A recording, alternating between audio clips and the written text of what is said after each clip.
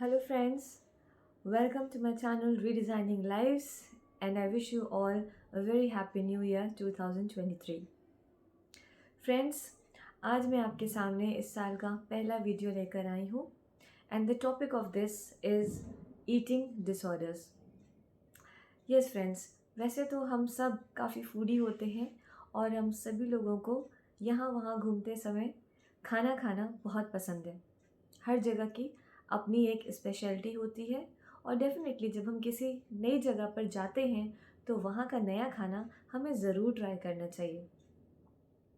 लेकिन फ्रेंड्स, अगर हम रेगुलरली अपनी डेली लाइफ में देखें, हमारा खाने का एक पैटर्न है जो कि प्रिस्क्राइब्ड है. हमारे खाने का ड्यूरेशन फिक्स्ड है कि हमें किस टाइम पे खाना चाहिए. हाँ, थोड़ा बहुत फ़र्क ज़रूर आ जाता है हमारी ईटिंग हैबिट्स में, depending upon the type of work we do and the kind of lifestyle we follow. लेकिन इसके बावजूद कुछ स्टैंडर्ड्स होते हैं खाने के कि हमें क्या खाना है, कितना खाना है, किस टाइम पे खाना है, ताकि वो प्रॉपरली डाइजेस्ट हो जाए. तो फ्रेंड्स, आजकल की सोसाइटी में जब हम बहुत सारी इन्फॉर्मेशन से ओवरलोड हो जा रहे हैं और अपने आप को बहुत ज़्यादा काम में एंगेज कर दे रहे हैं, तो कहीं ना कहीं हम अपनी ईटिंग हैबिट्स के साथ काफ़ी ज़्यादा कॉम्प्रोमाइज़ कर दे रहे हैं. Now, when I say काफ़ी ज़्यादा, that means we are really not paying attention as to how we should eat, when we should eat, and how much we should eat. ये सबकी बात नहीं कर रही हूँ मैं. People who are definitely aware about their routine, about their lifestyle, they do pay attention to their eating habits. But I am referring to the people who are coming for counseling to me. A majority of my clients, I have observed, they have come for their irregular thought patterns, which is leading to eating disorders. तो आते तो वो हैं कुछ और problems लेके, लेकिन उनसे बात करने में और उनके थॉट प्रोसेस को समझने में ये पता चलता है कि उनकी ज़्यादातर बातों में खाने की बातें ज़्यादा हो रही हैं. इससे हम ये ऑब्ज़र्व करते हैं कि कहीं ना कहीं ये क्लाइंट खाने की चीज़ों को लेके या खाने को लेके बहुत ही ज़्यादा ऑब्सेस्ड है, more than what is required. ठीक है, आपको पता है कि आपको किस टाइम पे कितना खाना है, जो भी आपका वर्किंग पैटर्न है, आपको घर से निकलना है. Eat healthy, eat right amount of food and eat a balanced diet. लेकिन अगर आप 24 आवर्स में से 18 आवर्स 19 आवर्स सिर्फ खाने के बारे में सोच रहे हैं या खाना खा रहे हैं, आप इरेगुलर वे में खाना खा रहे हैं, अनयूजुअल अमाउंट खाना खा रहे हैं, then this amounts to eating disorder. And more than a physical condition, this is a mental health condition. Yes, friends, an eating disorder is a mental health condition which needs to be observed and paid attention carefully. So friends, वैसे तो eating disorders कई तरह के होते हैं, like it can be up to 17 to 18 categories of eating disorders. लेकिन आज मैं आपके सामने majorly 3 categories of eating disorders के बारे में बात करूँगी, जिसको समझने के बाद आप कभी भी किसी ऐसे इंसान को ऑब्जर्व करते हैं कि उसके अंदर ऐसा कोई डिसऑर्डर है, तो आप उन्हें डेफिनेटली एक प्रोफेशनल काउंसलिंग के लिए रेफ़र कर सकते हैं. So coming back to our topic, the 3 categories of the disorders that is seen most commonly these days. The first one is binge eating disorder. Binge eating disorder में क्या होता है friends, कि बहुत ही शॉर्ट ड्यूरेशन लाइक 2 आवर्स में unusually large amount of food consume किया जाता है बाय द क्लाइंट. सो जिन लोगों को बिंज ईटिंग डिसऑर्डर होगा, हम उनके अंदर ये सिम्टम देखेंगे कि अगर उन्होंने हमारे सामने सपोज अच्छा खासा अमाउंट में खाना लिया, a full main course diet, और उन्होंने उसको अच्छे से पेट भर के खाया, they said that they were satisfied, और उसके बाद हम देखेंगे कि 2 घंटे के अंदर ही वो उतना ही equal amount of full platter plate लेकर बैठ गए और फिर से उन्होंने उस खाने को खाया. So this is something unusual. अगर ये फ्रीक्वेंटली दिन में 3 या 4 बार हो रहा है, This is a eating disorder called as binge eating disorder. It can lead to problems like overweight, heart problems, kidney problems, hypertension and many others. तो इस पे ध्यान देने की ज़रूरत है. The second one is bulimia nervosa. Now what happens in bulimia nervosa is the person keeps on eating till he feels uncomfortable. And once he feels uncomfortable, he comes out with the feeling of guilt, shame and embarrassment.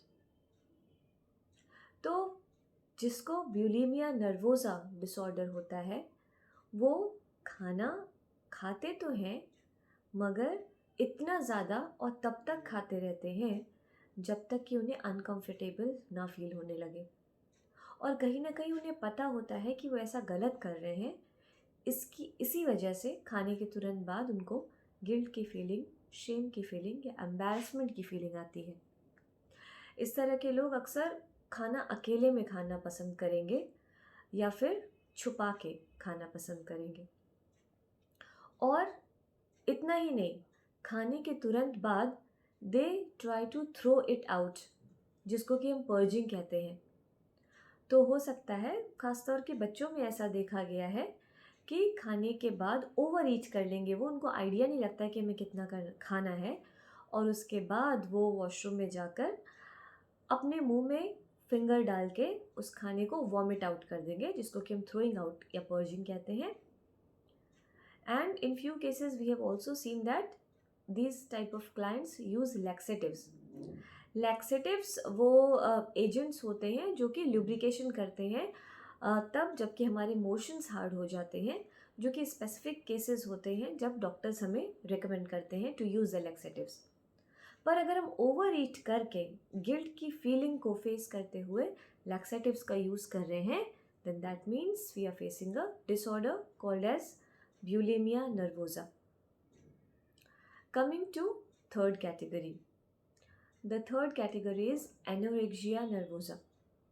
This is the most dangerous, the most serious and the most common type of disorder that we are seeing these days. Women और ख़ास तौर पे लड़कियां, हमारी जो teenage girls हैं, उनके अंदर ये काफ़ी देखा जा रहा है. And not only to the girls of teenage but also the girls who are getting married. ज़रूरत से ज़्यादा कम वेट होना, राइट मतलब जितना स्टैंडर्ड वेट आपका होना चाहिए उस वेट को लॉस करने के चक्कर में, ज़रूरत से ज़्यादा स्लिम दिखने के चक्कर में ऐसे लोग खाने को बहुत अवॉइड करते हैं, काफ़ी लॉन्ग ड्यूरेशन तक नहीं खाते हैं, ओवर फास्टिंग करते हैं, या फिर कुछ स्पेसिफिक कंटेंट फूड का बहुत ही लिमिटेड अमाउंट में लेते हैं. So they are very restrictive towards the food, जिसकी वजह से उनका ऑब्वियसली वेट लॉस हो जाता है. उनको लो बीपी का भी प्रॉब्लम हो सकता है, और भी बहुत सारी हेल्थ प्रॉब्लम्स हैं जो इससे एसोसिएटेड हैं. और ऐसा देखा गया है कि ऐसे क्लाइंट्स का थॉट पैटर्न ये होता है कि वो ओवरवेट है जबकि वो होते अंडरवेट हैं. ये किसी भी सोशल स्टिग्मा की वजह से हो सकता है. तो बेसिकली उनके थॉट पैटर्न में प्रॉब्लम होती है कि किसी ने अगर उनको थोड़ा सा भी बोल दिया कि आपने वेट पुट ऑन कर लिया है, या आप थोड़े ज़्यादा हेल्दी लग रहे हैं पहले से, या अक्सर लोग चढ़ाने के लिए भी मोटी ऐसा कुछ कह देते हैं, तो वो इस बात को काफ़ी सीरियसली ले लेते हैं और उस चीज़ को ओवरकम करने के लिए वो खाने को छोड़ देते हैं या बहुत कम अमाउंट में खाते हैं. सो गाइस, इस तरह की चीज़ें हम ना करें. हम खाने के हेल्दी लाइफस्टाइल को समझें, एक बैलेंस्ड डाइट लें, टाइमली खाना खाएं और अपने वेट के अकॉर्डिंग, अपनी हाइट के अकॉर्डिंग अपने वेट को रखें, अपनी बॉडी मास इंडेक्स को जानें, समझें, and most importantly proper nutritious food लें. So this was the 3 major categories of the eating disorders. I hope you have liked the videos. Please hit on the like button. Share it with all your near and dear ones so that maximum people get advantage of this and they become aware and conscious of eating it right at the right time in the right proportion. And if you see anyone who is facing this kind of issue, please do not hesitate to recommend them for a professional counseling. You can contact me by putting your comments in the description box below. Thanks for watching, and please subscribe to this channel if you haven't done so far, and also press the bell icon so that you get notified about the new content published by me. Thank you.